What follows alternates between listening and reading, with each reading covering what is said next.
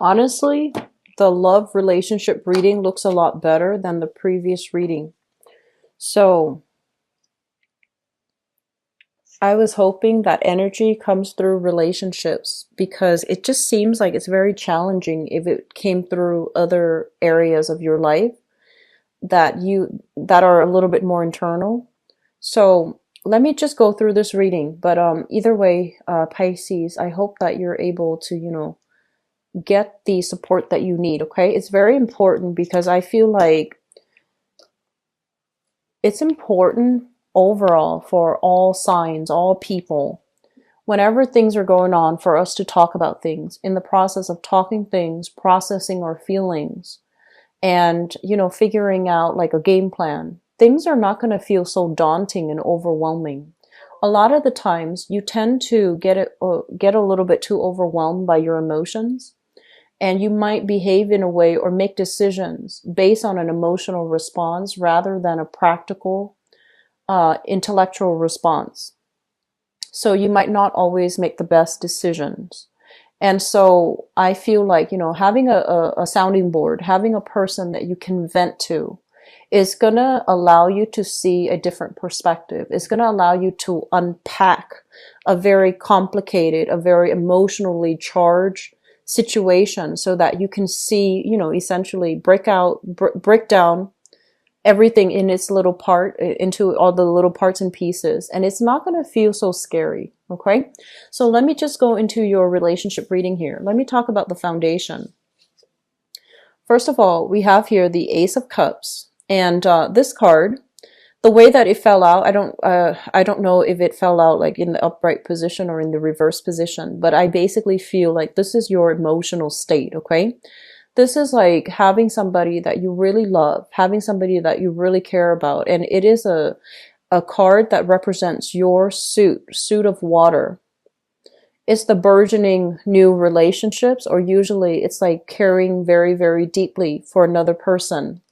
It's linked up here with the Four of Cups, where you're reassessing. I really care about them. But on the other hand, with this Five of Swords, we have a lot of strife. We have a lot of power struggles. We have issues when it comes to communication, when it comes to having a conversation without disagreeing with with each other, having a conversation without feeling attacked, without feeling like we can see eye to eye. So I do feel you have somebody in your life that you really care about, that you really love, but you're reassessing the viability of the relationship. And you're reassessing whether or not, like the person that you are with really feels the same way about you. So there's a little bit of anxiety here, and there's a little bit of, skirting important issues, not having important conversations because you are not an aggressive sign. You are a little bit more on the conflict avoidant end. And so you might skirt a lot of issues. You might avoid asking a lot of important questions because you don't want to awaken the beast. You don't want to cause quarrels. You don't want to feed into this disagreement. And that's not always the right thing to do when it comes to relationships. So I just want you to, say whatever's on your mind. Talk to your relationship partner. If they're the right person, honestly, they wouldn't care. They would want to get to the bottom of situations. They would want to have a conversation with you. So don't feel like you need to shut down, or don't feel like you need to be conflict avoidant just to maintain harmony in the relationship, especially if you have important questions that you want to ask them or that you want to get to the bottom of, okay? In the past position, we have here the Nine of Pentacles in the reverse and the Death card. The Nine of Pentacles, this card usually indicates to me a single person. So the Nine of Pentacles in the traditional Rider-Waite deck, it's basically a single lady usually. But it also indicates somebody that, they have everything going on in their lives. They have the financial abundance. They might have property. Everything is going really well, but they're looking for love because that one pentacle that will bring about total completion is missing in their life. So with the Nine of Pentacles in the reverse and the Death card, I feel like many of you have been through the ringer when it comes to love. Many of you have invested a lot of your time with people that might not have, it's like a serial dater. It's like dating somebody for about, 4 or 5 months, and then the relationship falls apart. And you don't know why. You don't know like why these patterns keep happening. You don't know why you can't maintain these relationships. And you don't know why that the people that you keep meeting, it just didn't work out the way that you anticipate. So I feel like there has been a major cycle here that you are overcoming when it comes to relationship as well with the death card, because moving into this month, you have some love that's coming into the picture.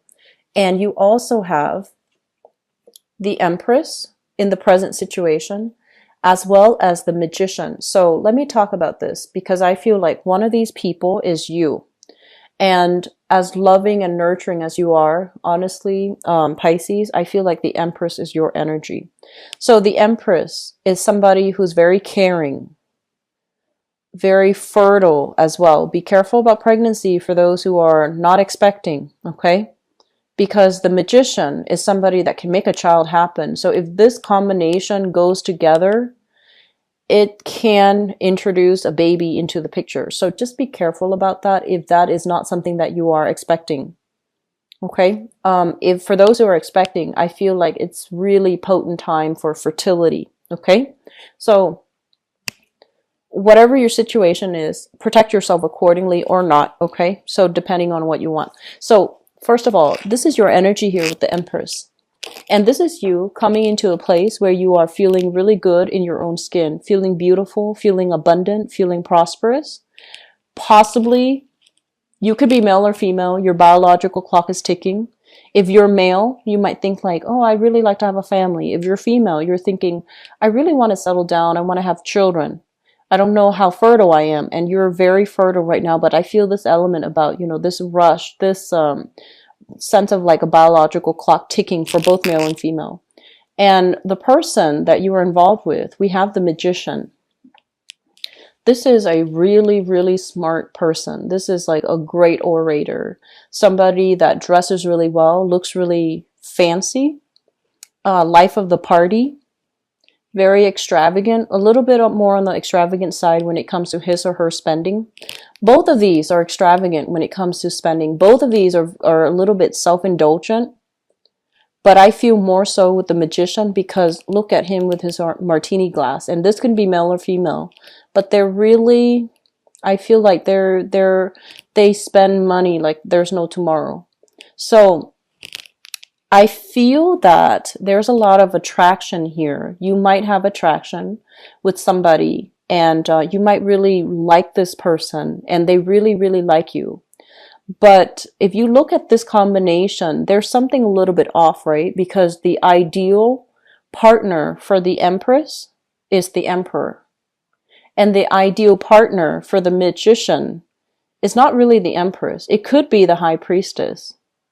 It could be the High Priestess, because both of them kind of like manipulate the element. Both of them contain a lot of, different wisdom. I almost want to say like higher rather than earthly wisdom. They contain like a little bit of magic, a little bit of, that mystery about them. Whereas like the Empress and the Emperor, they're more of the earthly nature. So I feel for many of you, you are involved with somebody here. There's a lot of chemistry. There's a lot of excitement. And I feel like they can be a good relationship partner, because this together is a very good combination. And I also feel a very strong earth element here with this Empress. So it could be, like Taurus comes to mind, especially with the Venus sign, because Venus does rule Taurus, but also Libra. But I'm feeling like a very strong earth vibe here. So this can be a really good combination. It's very dynamic. It's very exciting. But I feel like one person wants to settle down. The other person still wants to play the bachelor or the bachelorette. So we have a conflict of interest here. And I also feel as well, if that's somebody you're dealing with, there's a lot of love, but lack of consensus, lack of straightforward communication. And so you're going through a process where you are withdrawing inward and trying to assess this relationship. Crowning this reading is something that you are thinking about. We have here the Knight of Wands and the Page of Coins. So this is a person here, a fire sign, Sagittarius, Aries, or Leo. And this is somebody that I feel like you might have children with, or you might have financial entanglements with, child custody even. So this is somebody that you are thinking about here. This person is a little bit like they're not very cautious. They kind of, you know, come and go, and they jump right into a situation hoping for the best without a lot of planning, without a lot of without a lot of like strategy. So I feel like this is somebody that is a little bit volatile, a little bit unpredictable, here today, gone tomorrow. And it's linked up as well with the Page of Coins. So it indicates that there might be, you know, it seems like they might have the wandering eyes. I usually see this as somebody who chases after, you know, pretty things, shiny objects. They might have attention problems. They might enjoy like a lot of different people, but they're not really connected to one person emotionally, you know, on any level for them to stick around for a long time. And then for others of you, you might be dealing with an earth sign, so Taurus, Virgo, Capricorn. And they're kind of like a world traveler, but they also can be a little bit flaky. They have too many suitors. They have too many people imposing, making like, like making demands on their schedule. So they might not have the time to properly date you and properly have or cultivate a relationship with you. So we have these two people in the picture. Moving into the future position, we have here the Two of Wands and the Judgment card. The Two of Wands, I feel for many of you, especially if you are involved here with the Magician, this is kind of like coming to the realization that, yes, I do like that other person, but I feel a little bit emotionally unnurtured in the relationship. This is a card of a relationship where there's only one person in the picture. So it's almost like feeling a little bit neglected, feeling a little bit alone in the relationship, and feeling as if things are not going exactly the way that you want here with the Judgment card. This is new beginning. And I also feel for many of you as well, there is an element here about you moving away from the past, trying to date new people, and then getting engulfed into somebody who is very fancy, who is, just like, who really sweeps you off your feet. And you're not really sure what to do, and you're not really sure like whether or not to go with it, because you don't want to get your heart broken. But I do feel if it's a new person, it can work out. Just make sure that there is that sense of compatibility to begin with, because I feel like you like somebody, but you're not very compatible with them. And it might be like a big crush on somebody, but you're not very compatible with them. So just understand, if it's a big crush that you have on somebody, are you at the heart of it compatible with them? Will things work out?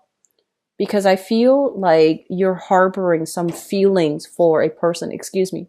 You're harboring some feelings for a person, and you're not telling them about it. And you're just like, liking them and kind of even looking at all of their social media as well.